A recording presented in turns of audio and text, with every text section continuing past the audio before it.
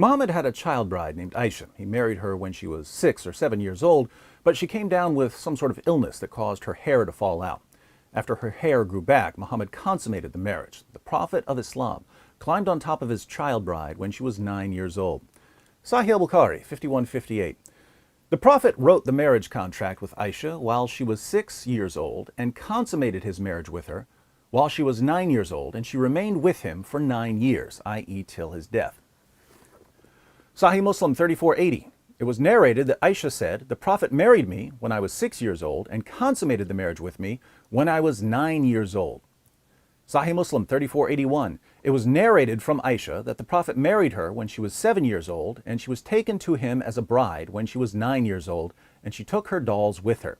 He died when she was 18 years old. Muhammad eventually had somewhere between 9 and 11 wives at one time, even though the Quran says that Muslim men are limited to 4 wives at a time, and he would have sex with all of them on the same day. Sahih al-Bukhari, 5068. The Prophet used to go around, have sexual relations with all his wives in one night, and he had 9 wives. We can only conclude that Muhammad would kiss and tell because his followers knew all about him having sex with all of his wives on the same day. His followers even bragged that he had the sexual strength of 30 men. Sahih al-Bukhari, 268. Anas bin Malik said, "The Prophet used to visit all his wives in a round during the day and night, and they were 11 in number." I asked Anas, "Had the Prophet the strength for it?" Anas replied, "We used to say that the Prophet was given the strength of 30 men. And Sayyid said, on the authority of Qatada, that Anas had told him about 9 wives only, not 11. Porn stars ain't got nothing on the Prophet of Islam. Muhammad's reputation spread until people didn't even want him marrying their daughters because they thought of him as a womanizer. A woman named Layla once offered herself to Muhammad as a wife, and Muhammad accepted her proposal. Let's read about her family's reaction in the History of At-Tabari, Volume 9, page 139. She went back to her people and said that the messenger of God had married her. They said, "What a bad thing you have done. You are a self-respecting woman, but the Prophet is a womanizer. Seek an annulment from him." She went back to the Prophet and asked him to revoke the marriage, and he complied with her request.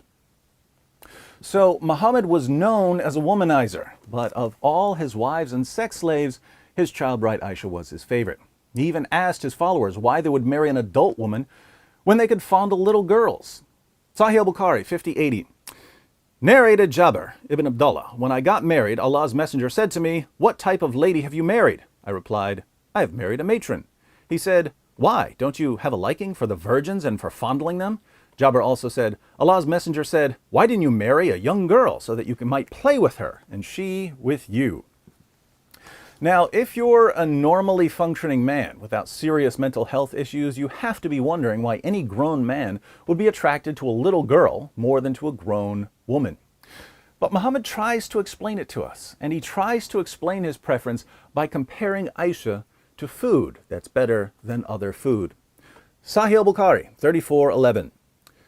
Allah's messenger said, "Many amongst men reach the level of perfection, but none amongst the women reach this level except Asiya, Pharaoh's wife, and Mary, the daughter of Imran.